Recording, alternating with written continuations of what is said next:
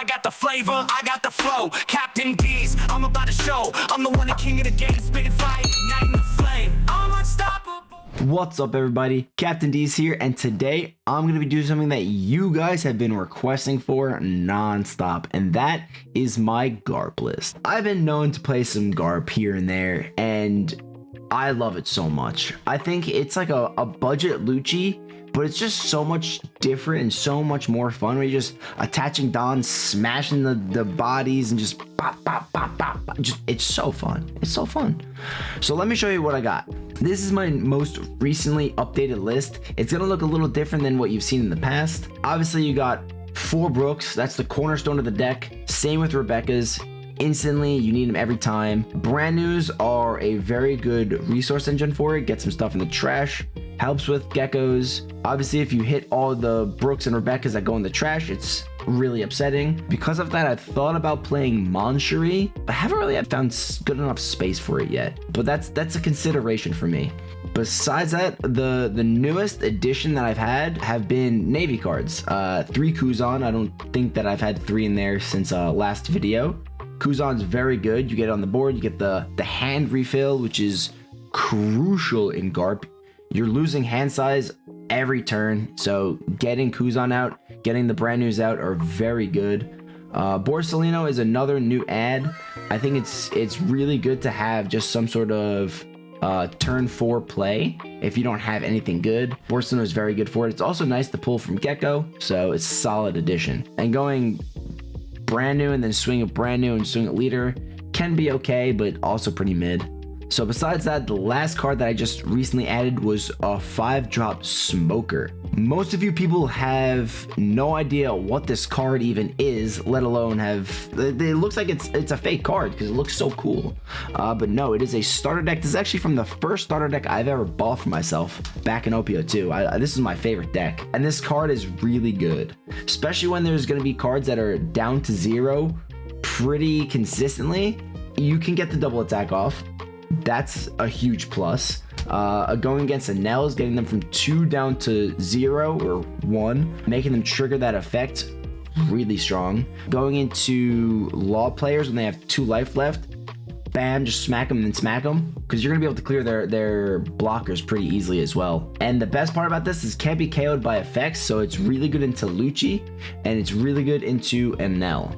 Because this is something that none of these decks can interact with except for like Law and some blue decks that can bottom deck it. But anything else can't really interact with it, so it really saves your odd curve, which is really struggles without it. For some of the other cards, I'm at 4 Ice Age. 4 Ice Age it's a necessity in this deck, honestly. It saves you against Enel. It helps a lot against Bonney. Anything that has a lot of boss monsters that are 8s and higher, this helps clear, because you know the helmet bows, they're good, they get you into that threshold and then you minus a bunch, but then you have to play like a Brooke or Rebecca and your turn sometimes feels a little mid.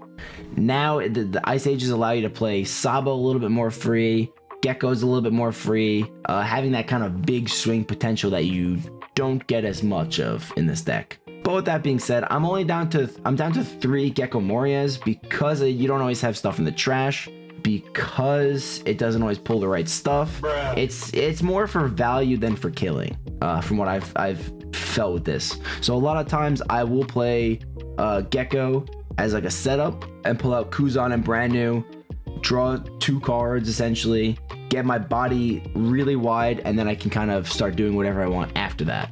I have 1 Sabo and 1 Isho. Isho is in there for the yellow decks, mostly Enel, really strong into that.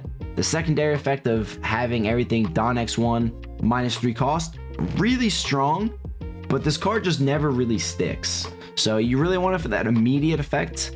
This one's definitely one of the cards that could be cut, but one of right now has been filling the gap, so I'm okay with that. Same with Sabo. Like a lot of times I would want to not play Sabo, I'd want to play a couple other cards or 1 other card like that's cheaper. I want to minus stuff, and it feels awkward to play Sabo sometimes. It's good against Law specifically because you can just minus 1 of their characters. You just need 2 Don and you get any of their characters essentially. Really strong. You honestly only need 1 because they have a 5-drop blocker and probably a 4-drop. But if they do have 2 5-drops that you want to kill, 2 Don on your leader, 2 Don, and whatever else, minus, pop them both. For 2Ks, you got 4 Surus. Those are needed, guaranteed.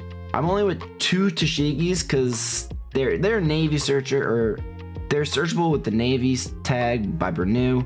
It's -2 rather than -3, and it's negative for the cost. So it costs 3 to get -2, which for our leader, we just have to attach 3 and we already get -3.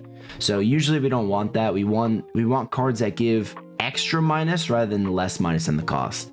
Like Suru gives 2 for 1, Helmeppo gives 3 for 2, Hina would give 4 for 3. But this is just in there for a 2K. You could pick it up from Rebecca. That's the only reason why. And then the last one is T-Bone. T-Bone's very good. You could also pick this up from Rebecca, and you can use this as a KO ability, which I've done in the past several times, and it's 1v games. Very good. So that's it for the main structure of the deck. Let me talk about some of the matchups now. Let's start with RP Law. RP Law has been a tough matchup always. It's the best deck in the format, that and Lucci. But Law, if they have their fast start, it's near impossible to win with this deck. It has 4 life. The Borsalinos are added so that you can help win with that. The Smoker is in there to help win with that as well. Just having that extra clapback potential gives this deck a little bit of an edge, but it's tough to say the least for sure. Brook is still MVP of the deck. Almost any matchup against Law, you still want to have this on board.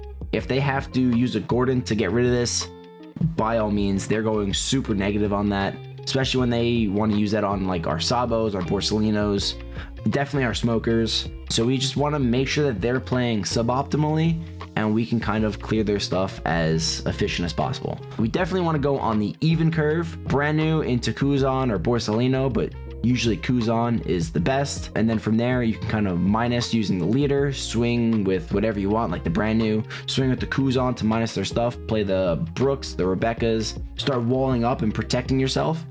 And make sure if you can keep a Brook alive, it kills anything once per turn. Guaranteed. Like you put all the Dawn that you need on it, you can put it on the Brook, you can put it on other characters first, and then swing with the Brook after everything that you want is at 0 or at 1, and then swing with the Brook, put it down to 0 and KO it. Really, really nuts. MVP always. Other than that, just try and live, honestly. Get the cheap stuff, get the Meteor Volcanoes to clear 4 drops. Lucci can help clear 4 drops, probably not right away, but it'll help. Yeah, good luck in that one. And Lucci, this is a little bit better for sure.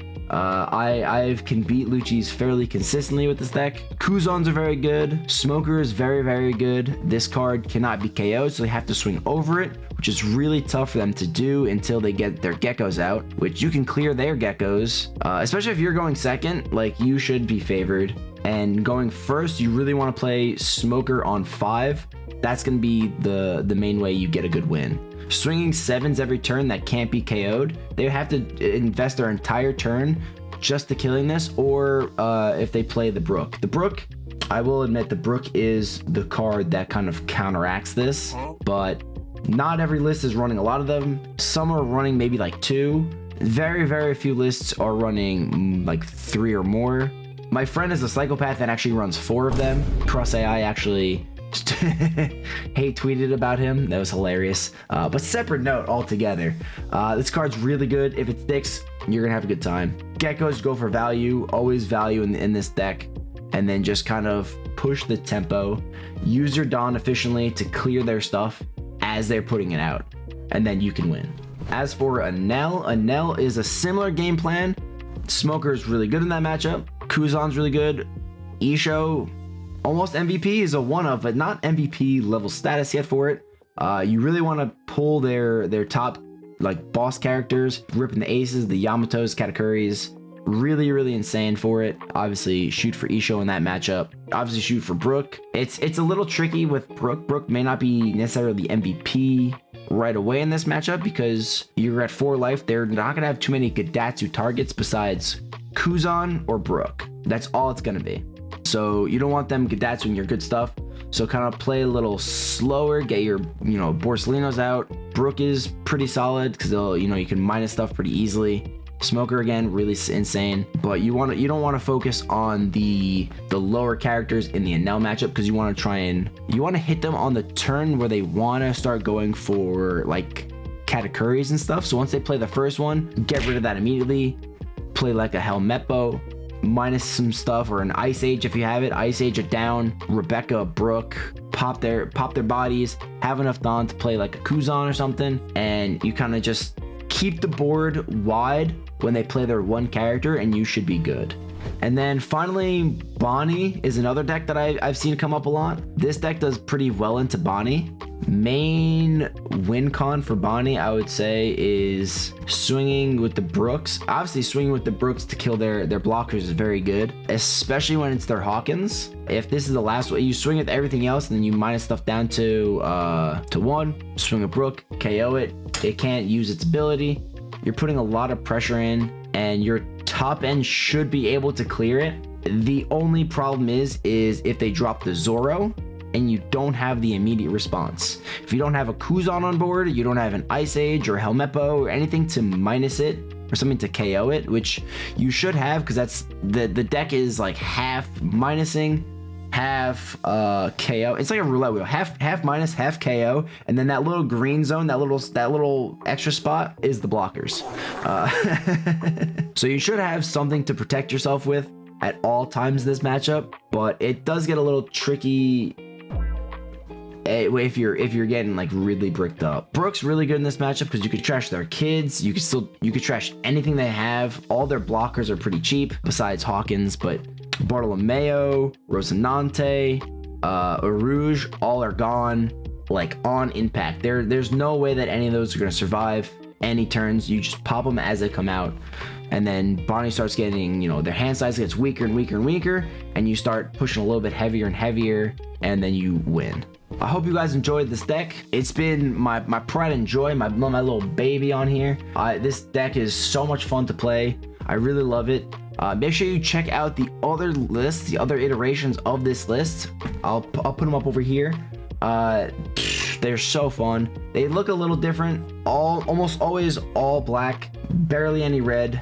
This time the only red card in here are these 2 Bad Manners Kick Courses over the 6 King Pistols, because this just has a better trigger. That's literally it. Took out the Kid Killers because they weren't fitting the vibe, and it's so fun. Make sure you check them out. Make sure you make sure you comment what your favorite deck is, and see if you think Garp can beat it, because I think it can beat anything. I'll catch you guys later. Peace. I got the flavor, I got the flow. Captain D's, I'm about to show. I'm the one, the king of the game, spitting fire.